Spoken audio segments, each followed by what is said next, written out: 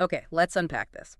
Welcome to a deep dive where we're doing something a little unusual today, but I think incredibly insightful. Yeah, it's quite a setup. We're exploring the wisdom distilled from an AI-simulated debate between two absolute giants of human thought.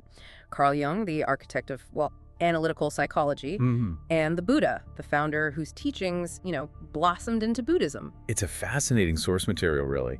The AI essentially drew on their core teachings, their writings, their recorded words, to simulate how they might grapple with the challenges we face right now, specifically in, say, 2025. Exactly. Think of it as a kind of hypothetical meeting of minds across centuries, across cultures, but mediated by modern tech. Right. And our mission here in this deep dive is to sift through that simulated conversation. We want to pull out the most potent nuggets of knowledge, the surprising connections maybe, and the sharpest contrasts for you, the listener. Especially on issues that feel so relevant today. Totally. Things like the pervasive crisis of meaning, the, stubborn reality of human suffering, and whether these timeless ideas can actually speak to our hyper-connected, sometimes overwhelming 2025 world. It offers such a unique lens, doesn't it? You've got Jung, so deeply rooted in the Western psychological landscape, focused on the individual psyche, the inner workings, and then the Buddha, an Eastern sage, whose path emphasizes liberation through understanding reality's fundamental nature. Seeing the AI weave their perspectives together, it's really illuminating. So let's jump right into something I think many of us feel quite acutely today, this widespread crisis of meaning. Yeah. Why do so many people, even with, more comfort or access to information than ever, feel this profound lack of purpose? Well, from Jung's perspective, this isn't just a modern thing, but it's definitely amplified now. He'd argue the core issue is a deep disconnection. A disconnection? From what? Specifically from what he called the collective unconscious.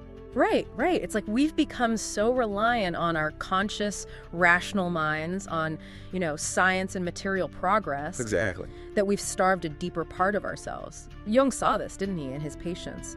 This inner void that logic or external success just couldn't fill. Precisely. And he observed that traditional sources of meaning, like established religions with their rich symbols and myths, they've lost their power for many people. But the need is still there. The fundamental human need for those symbolic connections, for something that speaks to the soul, it's still there, largely unmet.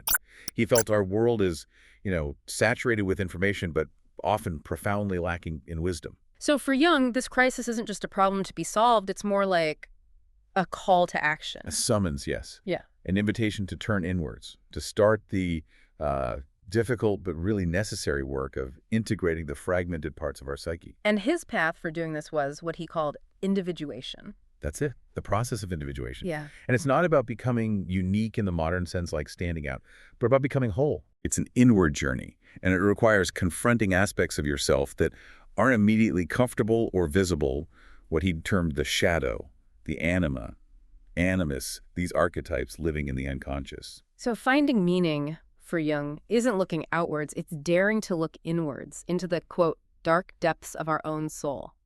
That sounds pretty intense. It is intense. He even suggested that the fear we often feel when we even think about this inner work is actually a sign that there's, quote, hidden treasure waiting there. And he saw tools like dream analysis, active imagination. These weren't just like fringe ideas. Not at all. For him, they were practical gateways, ways to bring messages from the self with a capital S. That larger center of the psyche, beyond just the ego. Exactly. It encompasses both conscious and unconscious. Jung felt our modern drive towards extreme materialism and rationality has created a dangerous imbalance. It disconnects us from these vital, symbolic, spiritual elements. So we need to reconnect, but not through blind faith. No, through conscious, personal exploration and, crucially, integration of the unconscious parts of ourselves. It's definitely not an easy path. He acknowledged that. But the rewarding one. The route, he believed, to genuine psychological and spiritual richness.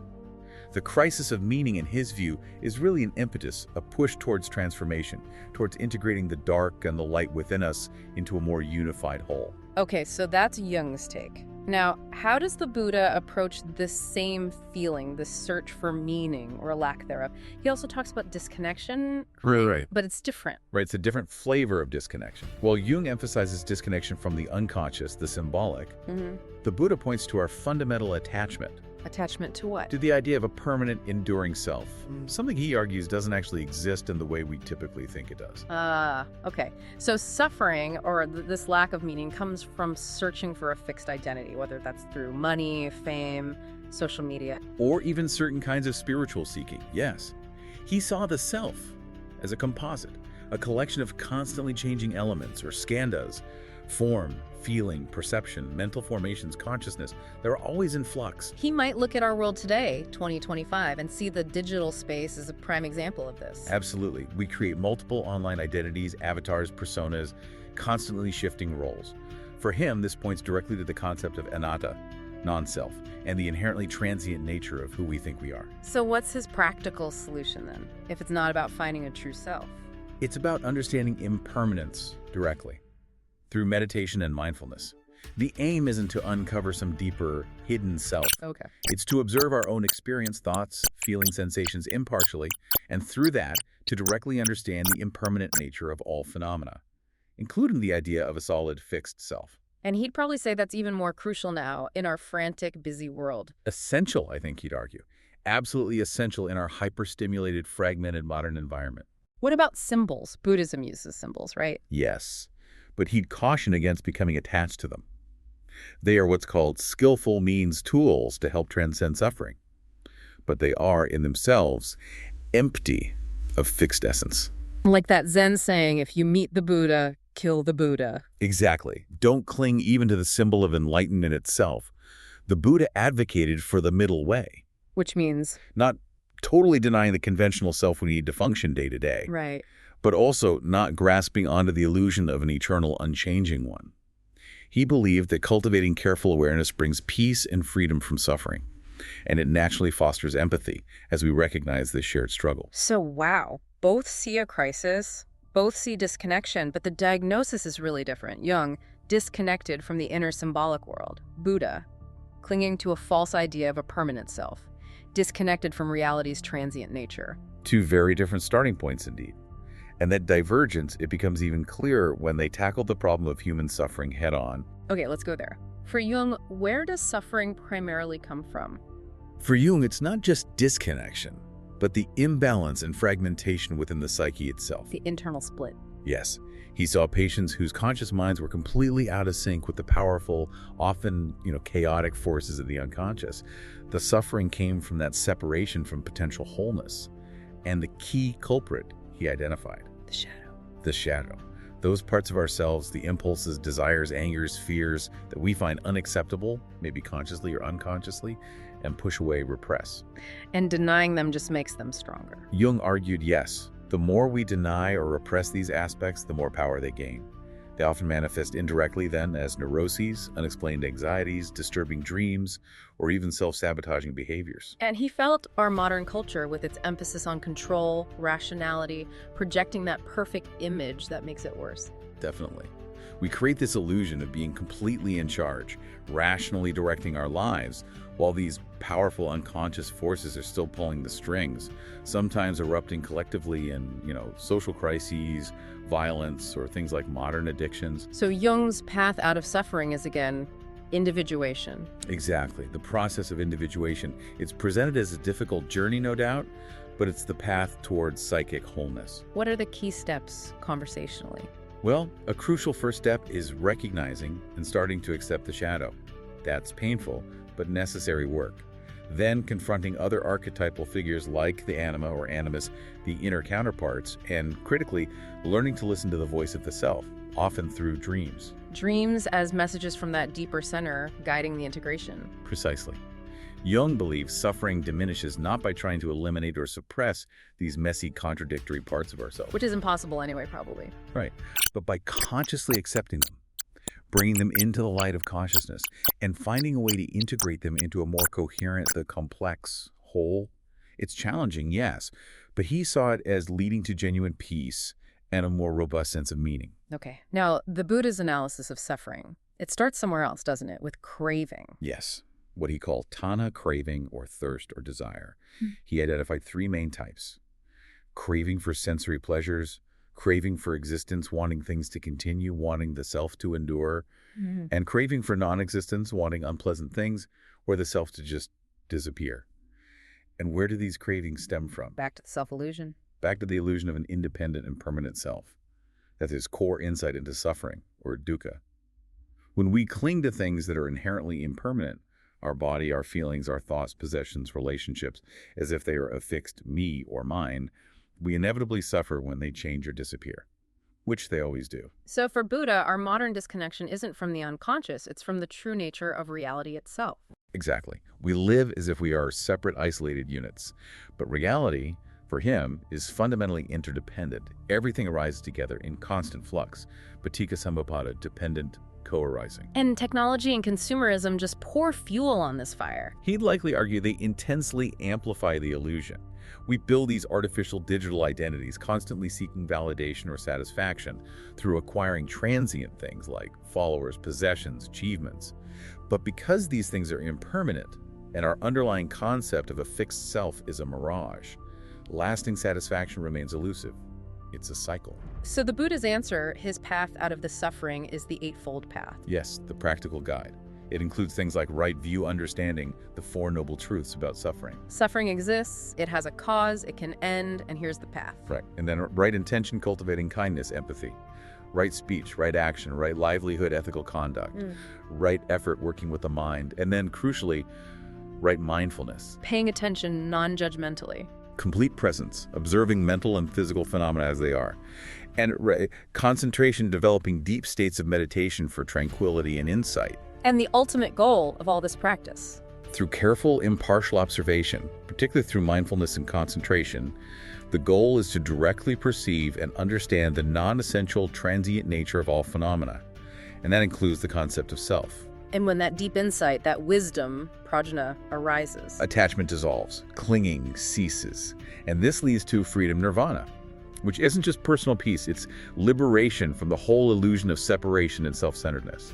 And this, he argues, naturally cultivates immense empathy, Karuna, because you see that all beings share this fundamental condition. This really brings us to that core point of, well, maybe not conflict, but definite tension in the simulated debate. The nature of the self itself. Jung tries to clarify his concept, right? Yes, he emphasizes that when he talks about the self, capital S, he doesn't mean a fixed, unchanging ego. He sees it as a dynamic, integrative, regulating center. It encompasses both conscious and unconscious.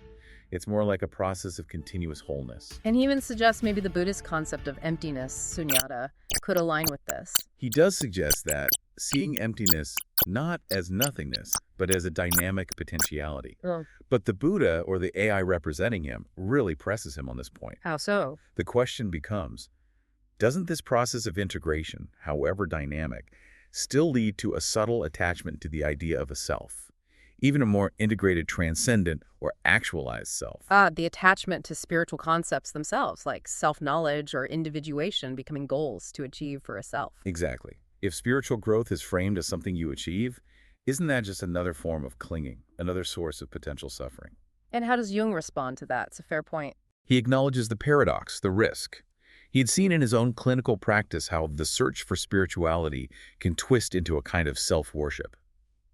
But he insists his concept of the self is more about a quality of being a state of unity that embraces difference, which he feels is close to emptiness. But the path is different. The path is different, especially for the modern Western psyche, he maintains. He argues that for people today, grappling with the complexities of modern life, confronting all dimensions of the psyche, the shadow, animus, the archetypes, is a necessary preparatory step before any true release or transcendence can happen. He uses the digital world example here too, doesn't he? Yeah, he sees modern digital personas, these curated online identities, as ways people actively avoid confronting their shadow. His method says you have to bring those hidden, often difficult parts into consciousness first, integrate them. Only then can you potentially move beyond them. He kind of positions his approach as a bridge. Between Western individualism and Eastern non-self. Something like that. A bridge between the Western focus on individual development and the Eastern understanding of non-self. And what's the Buddha's counter to that? Does he disagree about confronting the shadow? Not entirely. The AI Buddha agrees that acknowledging and confronting denied aspects of oneself, like the shadow, is essential. But the crucial difference lies in the goal. Okay. For the Buddha, the goal isn't primarily integration into a richer self. but rather to see these aspects clearly in order to free oneself from the illusion that they are me or mine. It's about disidentification. So see the anger, the fear, the jealousy, but understand it's just a passing mental state, not my anger inherently. Precisely. He believes complete release from the concept of self is possible for anyone, though the journey might look different for each person, different paths up the same mountain, as the analogy goes. He suggests his eightfold path, particularly the cultivation of right view, intention, and mindfulness, achieves something similar to confronting the shadow and archetypes, but frames it as a gradual release from grasping, rather than integration into something. And mindfulness is the key tool for this disidentification. Absolutely. Observing thoughts, feelings, desires, psychological patterns arise and pass away without labeling them as me or mine or belonging to a fixed self. He'd point again to the digital world, the attachment to likes, followers, the curated profile as a very clear, modern example of this self-making process and the suffering it inevitably entails. Even the pursuit of psychological growth, Jung's individuation, could be a trap from this perspective. Yes, the risk is always creating a subtle spiritual self that becomes yet another object of attachment. The Buddha suggests cultivating awareness of the present moment, simply being aware, but without constructing an identity around the one who is aware. Wow. Okay, so looking at their solutions side by side, Jung emphasizes the heroic journey, integrating inner opposites, moving through suffering towards a richer being. Buddha focuses on non-attachment to any fixed form of being, liberation from clinging through mindfulness, and directly understanding impermanence. Different aims, different flavors. Yet interestingly, the AI simulation had the Buddha acknowledging that aspects of Jung's path, like recognizing and accepting the shadow, could be valuable, maybe as clearing the ground. As long as you don't get stuck there. As long as one maintains that moment-to-moment awareness and doesn't become attached to the process itself or the idea of a healed self as the final goal. It's a really powerful synthesis to consider. Okay, let's shift gears slightly. Stepping away from the simulation for a moment, how might these two monumental figures, if they were actually here, adapt their core ideas for the specific context of 2025? Well, Jung, I suspect, would keep the fundamental structure of analytical psychology, the core concepts. But he'd be eager, I think, to integrate findings from contemporary neuroscience and maybe evolutionary psychology. Seeing potential biological correlates for the collective unconscious. Possibly. He might look at research into, say, behavioral genetics or epigenetics as offering potential mechanisms for how these deep archetypal patterns might be transmitted or expressed. And he'd have a field day with the internet, wouldn't he? Oh, absolutely. He'd dive deep into the impact of social networks, digital technologies. He'd analyze the new layers of persona management online, look for archetypes emerging in viral memes, online characters, video game narratives. And shadow concept would be even more relevant. He'd argue it's more critical than ever. In a world obsessed with filtered, perfect online images, the collective shadow, everything we deny about ourselves, gets projected outwards with immense force. He might see intense political and social polarization as a massive, dangerous, collective shadow projection. He'd also need to update some things, presumably. Cultural references, maybe some outdated views. For sure. He'd need to set aside some historical statements, perhaps on gender roles, for instance, that reflect his time but not ours, and redefine terms like assimilation to mean genuine intercultural dialogue and integration, not homogenization. Would he embrace newer therapies? I think he'd likely welcome things like EMDR, maybe certain forms of somatic therapy, or even mindfulness practices, seeing the body itself as another crucial gateway to unconscious material. The self and individuation would remain central, but perhaps enriched by our modern understanding of identity's fluidity and complexity. And the environment, given his focus on connection. Yes, I imagine he'd pay significant attention to the global environmental crises, climate change, biodiversity loss. He wouldn't see them just as external ecological problems, but as profound symptoms of our deep disconnection from both inner nature and outer nature. He might even propose a concept like the biospheric unconscious. Fascinating. Okay, what about the Buddha? How might his teachings adapt for 2025? The Buddha, I think, would preserve the absolute bedrock principles, the Four Noble Truths, the Eightfold Path, the core concepts like anatta, non-self, and interdependence. Those are timeless. But maybe change the presentation. Exactly. Focus on contemporary language, analogies relevant to 2025, and he'd likely integrate findings from cognitive science and neuroscience. To bolster the empirical side. Right. Highlighting how meditation practices demonstrably affect the brain, showing the tangible benefits. This strengthens the rational experiential basis of the teachings, which was his original emphasis anyway. Would he talk about the unconscious in the same way Jung did? Probably less focus on a deep, structured unconscious like Jung's, and perhaps more emphasis on metacognitive awareness, the ability to observe your own thought processes in real time. This aligns very well with modern third-wave therapies like mindfulness-based cognitive therapy or ACT.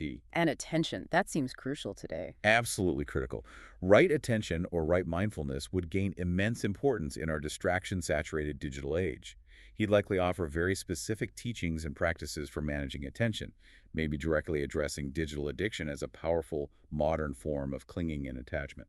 What about the global scale? He'd certainly expand his teachings on non-violence, ahimsa, and universal compassion, karuna, presenting them not just as ethical ideals, but as utterly essential tools for navigating global challenges, hate speech, polarization, the climate crisis. He might frame them as necessities for collective survival and well-being. And making it practical for everyone, not just monks. Yes, a much stronger focus on practical application in everyday life, arguing that understanding interdependence and non-self isn't just for personal peace, but can directly contribute to solving complex global problems by undermining selfishness and fostering cooperation. Would he change anything structurally? He'd likely continue to strip away hierarchical structures or cultural baggage that accumulated over centuries in various Buddhist traditions, embrace a more egalitarian perspective, including on gender, and really double down on presenting the teachings based on direct, testable experience and evidence, just as the historical Buddha seems to have done, moving away from reliance on supernatural elements. So when you synthesize these adaptations, what stands out? Well, while their core approaches to the self remain distinct, Jung's dynamic integration versus Buddha's non-self and release, they clearly find common ground in identifying suffering and the universal desire for liberation or peace. And there's that practical overlap in methods. A fascinating practical overlap, yes. Things like confronting difficult inner aspects, whether you call it shadow work or observing unwholesome mind states, and the absolutely crucial role of mindful awareness in both traditions, albeit sometimes with different aims. Both also clearly see the huge impact of the digital world on identity, on attachment, and the need for their ancient wisdom to evolve and speak to that reality. Definitely. And perhaps the most compelling intersection point that emerged, even from the simulation, was that potential synthesis that Buddha hinted at. The one about individual paths and interdependence. Yes, an approach that somehow respects individual responsibility, the uniqueness of each person's journey of discovery, while simultaneously maintaining a deep, constant awareness of interdependence and understanding that the very self undergoing this process is ultimately a transient construct, not a fixed entity. A profound point of contemplation indeed. It really is. Okay, so we've really taken a deep dive into this incredible thought experiment, this AI simulation, exploring how Carl Jung and the Buddha might analyze our world in 2025. We've seen Jung's path of integrating the psyche, seeking that dynamic whole self, contrast really sharply with Buddha's path of mindfulness, leading to an understanding of non-self and the release of attachment. Two powerful, distinct approaches to the human condition. And yet both offer incredibly potent insights into the crisis of meaning many feel, the deep roots of suffering, and how we might navigate the complexities of modern life, including, the whole impact of our digital existence. The tension between developing or integrating the self and fundamentally releasing the concept of self is absolutely central.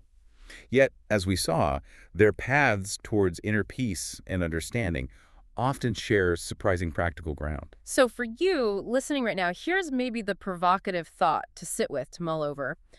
How might integrating insights from both these towering perspectives illuminate your own experience? Yeah, what would that look like? Could acknowledging the journey of exploring and integrating all aspects of your psyche, as Jung suggests, the light and the shadow happen alongside cultivating a deep, non-attached awareness of the transient nature of everything, including your own identity, as the Buddha teaches? What happens when that path of becoming meets the profound understanding of non-being, of impermanence? What truly stands out to you from this deep dive? Lots to think about there. Keep exploring those questions. Keep diving deep. We'll be here to help navigate the sources.